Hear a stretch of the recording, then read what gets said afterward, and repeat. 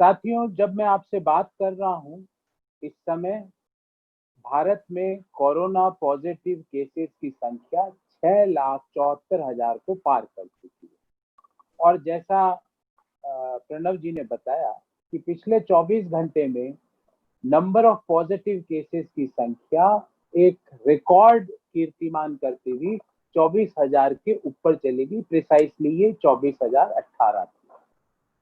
साथियों, दो तीन प्रश्न हमारे दिमाग में और जहन में आते हैं। जब हमने लॉकडाउन किया तो दुनिया भर के हेल्थ एक्सपर्ट्स ने बताया कि लॉकडाउन एक पॉज बटन है, और सारे हेल्थ एक्सपर्ट्स का, डॉक्टरों का और जो इस क्षेत्र में काम करते हैं उन विशेषज्ञों का ये कहना था कि लॉकडाउन एक पॉज बटन है, और उस पॉज बटन के दौरान हर देश को अपने हेल्थ इंफ्रास्ट्रक्चर को ऊपर लाना चाहिए, उसमें अमूल चूल दृष्टि से उसको ऊपर अपलिफ्ट करना चाहिए। इसी सोच के साथ हमारी भी सरकार ने लॉकडाउन रखा, और स्पेशली देश को ऐसी आशा थी क्योंकि इस बीमारी में बहुत ज्यादा वेंटिलेटर लिंक्ड बेड्स की जरूरत पड़ती है। तो हम हर देशवासी को ऐसी आशा थी कि लॉकडाउन का समय का उपयोग भारत की सरकार वेंटिलेटर लिंक्ड बेड्स की संख्या को बहुत बड़े स्तर तक बढ़ाने में करेगी, और इसी सोच के साथ हमने लॉकडाउन किया। पर हुआ क्या और आज हम कहाँ खड़े हैं, इसके ऊपर आज की प्रेस वार्ता फोकस है। और इसमें कई फाइनेंशियल प्रॉपर्टी के भी सवाल आज उठ खड़े हुए हैं। हमने पूर्व में भी देखा कि गुजरात में हाई कोर्ट के जज ने क्या टिप्पणी करी। उन्होंने अहमदाबाद के अस्पताल की तुलना टाइटैनिक के डूबते जहाज से करी। अहमदाबाद हिंदुस्तान का वुहान कैसे बन गया। किस तरह हिमाचल प्रदेश के भाजपा के अध्यक्ष की सीडी और टेप सामने आई, जिसमें वो कोविड-19 के उपकरणों और मास्कों की, उनके रिश्वत की, लेन देन की बातें टेप के माध्यम से सामने आ रही थी, और उस कारण उन्होंने इस्तीफा भी दिया। ये देश ने देखा पिछले 2.5-3 महीनों में। देश ने ये भी देखा कि किस तरह अहमदाबाद के अस्पतालों में जो वेंटिलेटर सप्लाई किए गए वो काम ही नहीं कर रहे थे, और जिन लोगों ने सप्लाई किया उनके माननीय प्रधानमंत्री जी से और गुजरात के मुख्यमंत्री जी से क्या रिश्ते हैं, इसके बारे में भी हमने समय समय पर सवाल पूछे, पर किसी ने उनका उत्तर देने की जहमत नहीं उठाई। पर आज के सवाल उनसे भी ज्यादा महत्वपूर्ण है। साथियों, मैं ये कहूंगा, आज के सवालों को मैंने 4 भागों में बांटा। मैं बहुत बहुत रिसर्च करके आज आप सबके सामने आया हूं। पहला भाग है और question on confusion in ordering, delay and mismanagement. ये पहला भाग है कि किस तरह ऑर्डरिंग वेंटिलेटर्स में डिले हुआ, किस तरह कंफ्यूजन हुआ, और किस तरह मिसमैनेजमेंट हुआ। और उसका मैं आपको एक एक का तथ्य दूंगा और भारत सरकार के आंकड़े दूंगा। कोई भी आंकड़ा कोई दूसरे स्रोत का नहीं होगा। दूसरा सवाल है कि किस तरह फाइनेंशियल प्रॉपर्टी की, फाइनेंशियल नीतिज की और फाइनेंशियल मिसमैनेजमेंट की धज्जियां उड़ाई गई, और किस तरह फंड्स का एलोकेशन ना जरूरत होते हुए भी कैसे किया गया, किनको किया गया, वो सब चीजें भी मैं आज आपके सामने रखने वाला हूं। ये मेरा दूसरा बड़ा थीम होगा। तीसरा बड़ा थीम होगा कि किस तरह पूरे वेंटिलेटर्स के ऑर्डर में ट्रांसपेरेंसी की धज्जियां उड़ाई गई, किस तरह ट्रांसपेरेंसी को ताक में रख दिया गया और क्यों रखा गया, उसके बारे में भी हम सवाल पूछेंगे।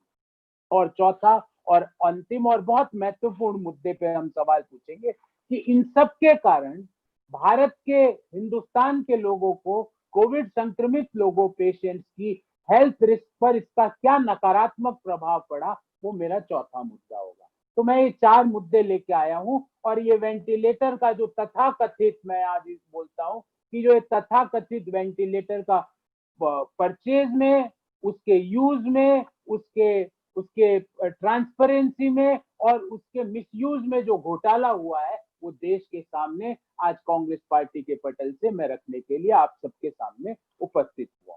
तो मैंने जैसा पहले बताया कि पहले मैं बात करूंगा question on confusion in ordering, delay and mismanagement. ये मेरा ब्रॉड थीम है पहले सवाल के संदर्भ में। साथियों, 31 मार्च 2020 भारत सरकार 40,000 वेंटिलेटर खरीदने का ऑर्डर देती है और ये 40,000 वेंटिलेटर 2 कंपनियों से खरीदने की बात लिखी जाती है। 30,000 वेंटिलेटर एक स्कैन रे टेक्नोलॉजीज है, उससे खरीदने की बात होती है और 10,000 वेंटिलेटर एक एग्वा एग्वा हेल्थ केयर कंपनी है, उससे खरीदने की बात होती है। उसके बाद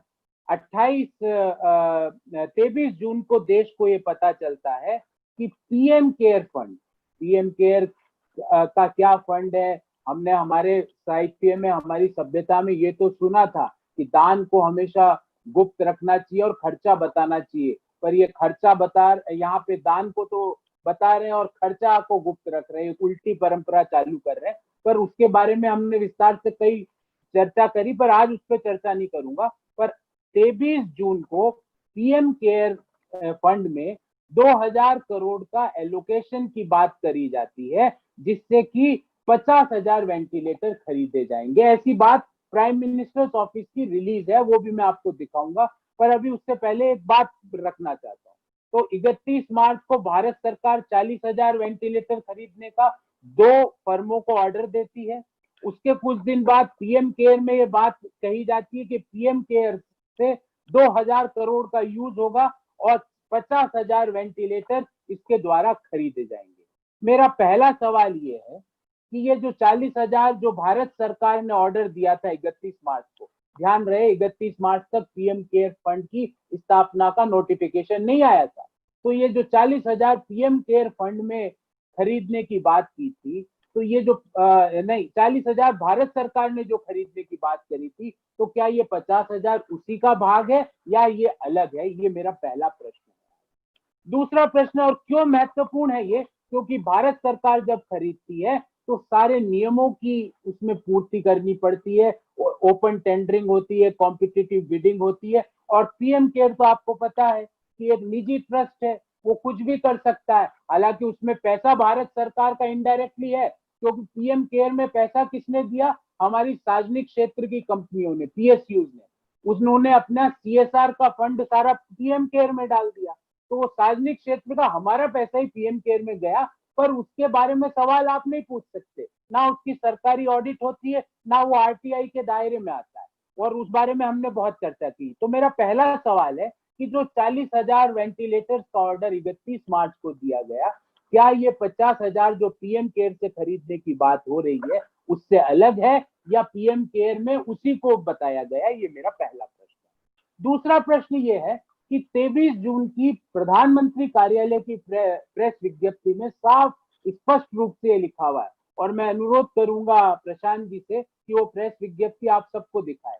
उसमें स्पष्ट रूप से लिखा हुआ है कि 1340 वेंटिलेटर अभी तक 23 जून तक सप्लाई किए गए। आप देखिए, ऑर्डर कब दिया था 40,000 वेंटिलेटर का? 31 मार्च को। अभी तारीख क्या हो गई? 23 जून। और 23 जून तक कितने वेंटिलेटर अभी तक देश में सप्लाई किए? जबकि हम लॉकडाउन में थे, पूरी दुनिया कह रही थी कि ये पॉज बटन है, और हमको अभी तक वेंटिलेटर मिले एज पर प्रधानमंत्री कार्यालय रिलीज, इट इज 1340। हम ये पूछना चाहते हैं भारत सरकार से, माननीय प्रधानमंत्री जी से, कि आप ये बताएं कि ये 40,000 और 50,000 अलग अलग है, क्योंकि देश ये जानना चाहता है। 50,000 तो आप जब पीएम केयर से खरीदो तो एक प्राइवेट की तरह आप उसको करते हो, और 40,000 भारत सरकार के हैं, तो ये अलग अलग है कि नहीं? और अगर जो भी उसका उत्तर हो, उसके बाद दूसरा सवाल है कि 2.5 महीने, पूरा अप्रैल का महीना, मई का महीना और जून के 22 दिन, मतलब 2 महीने 22 दिन में आपने 1340 वेंटिलेटर आपको डिलीवर किए। ये एबनॉर्मल डिले क्यों हुआ? इस एबनॉर्मल डिले के मिसमैनेजमेंट के लिए कौन जिम्मेवार है? देश ये जानना चाहता है। ये मेरा पहला ब्रॉड थीम था। Thank you Prashant ji. अब मैं दूसरे ब्रॉड थीम पे आता हूं, और वो है क्वेश्चन ऑफ फाइनेंशियल प्रॉपर्टी। आप देखिए, प्रधानमंत्री कार्यालय के जो हमने आपको प्रेस रिलीज दिखाई, उसमें साफ लिखा हुआ 2,000 करोड़ रुपए से 50,000 वेंटिलेटर, तो प्रत्येक वेंटिलेटर कितने का हुआ? 4 लाख रुपए का। ये मैं नहीं कह रहा, प्रधानमंत्री कार्यालय की विज्ञप्ति कह रही है। जबकि एग्वा हेल्थ केयर कंपनी, जिसको कि भारत सरकार ने 10,000 वेंटिलेटर सप्लाई करने का 31 मार्च को ऑर्डर दिया है, वो एग्वा हेल्थ केयर कंपनी के सीईओ और उनके सारे सीनियर मैनेजमेंट जगह जगह के समाचार स्रोतों में आकर जगह जगह के प्रेस कॉन्फ्रेंसेस करके उन्होंने कहा कि हमारा वेंटिलेटर की कीमत एक वेंटिलेटर की 1.5 लाख रुपया।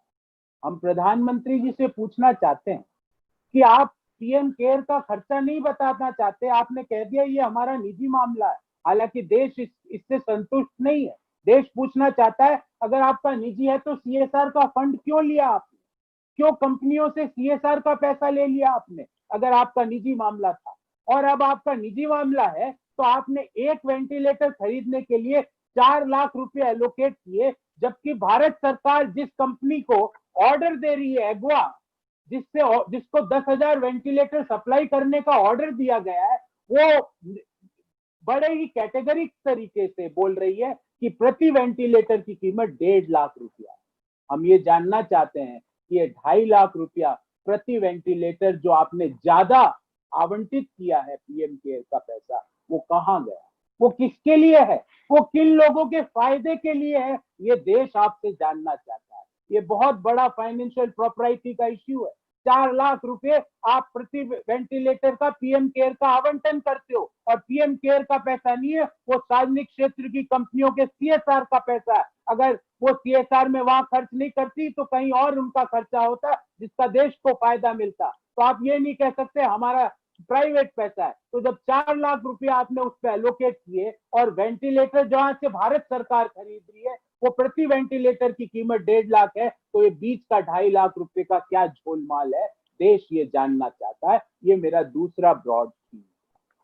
मेरा तीसरा ब्रॉड थीम जो है वो है question on transparency in process. Bharat सरकार जब भी कोई बड़े ऑर्डर देती है तो उसकी कॉम्पिटिटिव बिडिंग होती है, उसकी ओपन टेंडरिंग होती है। क्या ये एग्वा कंपनी जो जिसकी मैं बात कर रहा हूं, जो 1.5 लाख रुपए में वेंटिलेटर सप्लाई करने को तैयार है, जिससे भारत सरकार ने 10,000 वेंटिलेटर खरीदने का ऑर्डर दिया है, क्या ये स्काईलार्क कंपनी जिससे कि 30,000, स्कैन रे कंपनी जिससे कि 30,000 वेंटिलेटर खरीदने का भारत सरकार ने ऑर्डर दिया है, क्या इस ऑर्डर को हमने ओपन टेंडरिंग के बाद दिया है? क्या कॉम्पिटिटिव बिडिंग का आयोजन किया गया है? इसमें देश ये जानना चाहता है, क्योंकि ये ट्रांसपेरेंसी का मामला है। ये व्यक्तिगत आप लोगों का पैसा नहीं है, ये देश के लोगों का पैसा है। ये देश की सार्वजनिक क्षेत्र की कंपनियों का पैसा है, जिसके मेजोरिटी स्टेक होल्डर्स भारत के जनता है, भारत देश के राष्ट्रपति होते हैं।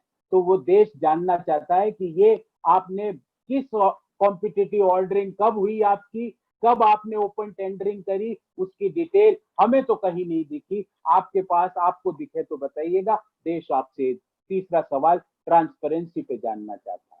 और चौथा मुख्य बड़ा मुद्दा मैं जो उठाना चाहता हूं, और वो बहुत महत्वपूर्ण मुद्दा है साथी, जो ये वेंटिलेटर जो 1340 जो प्रधानमंत्री कार्यालय की प्रेस विज्ञप्ति में बताया गया 23 जून की प्रेस विज्ञप्ति में कि 1340 वेंटिलेटर सप्लाई किए गए हैं, भले ही वो दिल्ली के अस्पताल हो, और मैं सारे सरकारी रेपुटेटेड अस्पतालों की बात कर रहा हूँ, भले ही वो लोकनायक अस्पताल हो, भले ही वो बंबई के सरकारी अस्पताल हो, भले ही वो हेल्थ पैनल एक्सपर्ट्स के व्यूज हो, भले ही वो डॉक्टरों की इंडिविजुअल ओपिनियंस हो, सब ने ये कहा है कि ये जो एग्वा कंपनी ने जो वेंटिलेटर सप्लाई किए हैं इसका कोई यूज नहीं है, ये कहीं भी यूज नहीं आ सकते हैं।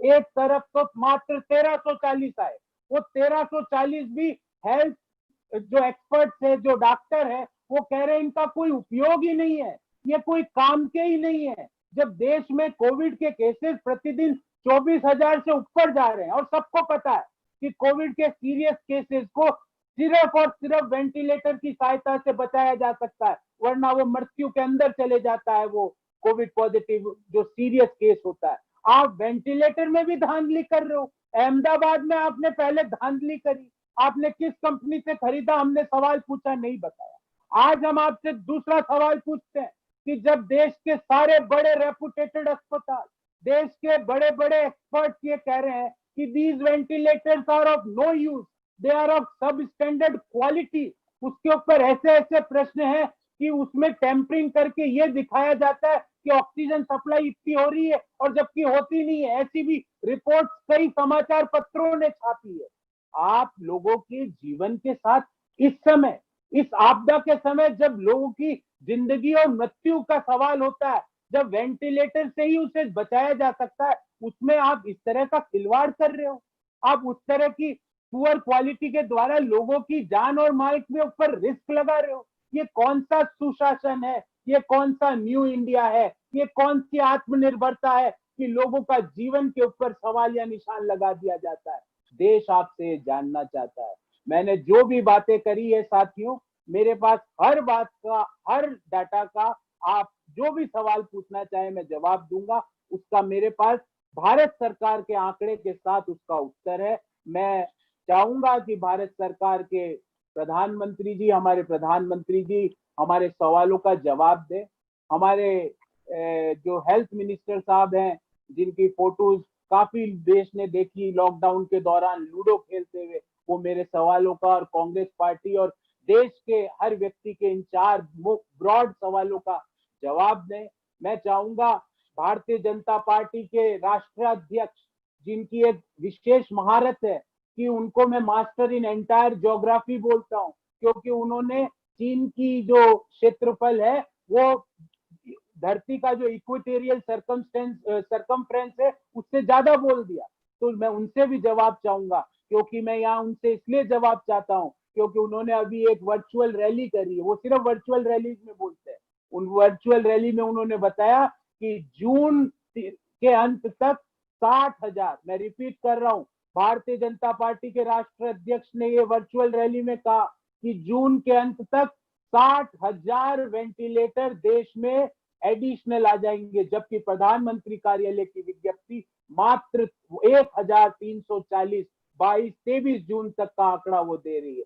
तो ये हमारे सवालों का जवाब ये तीनों विशिष्ट महापुरुष दें, क्योंकि देश के पैसों का सवाल है, देश की हेल्थ का सवाल है, देश के साधनों के साथ किस तरह मिसमैनेजमेंट हुआ उसका सवाल है, ट्रांसपेरेंसी का सवाल है, गुड गवर्नेंस का सवाल है। मुझे लगता है कि ये तीनों महानुभाव मेरी बात सुन रहे होंगे और हमारी देश की और कांग्रेस पार्टी की आवाज का सही उत्तर वो जरूर देंगे। मैं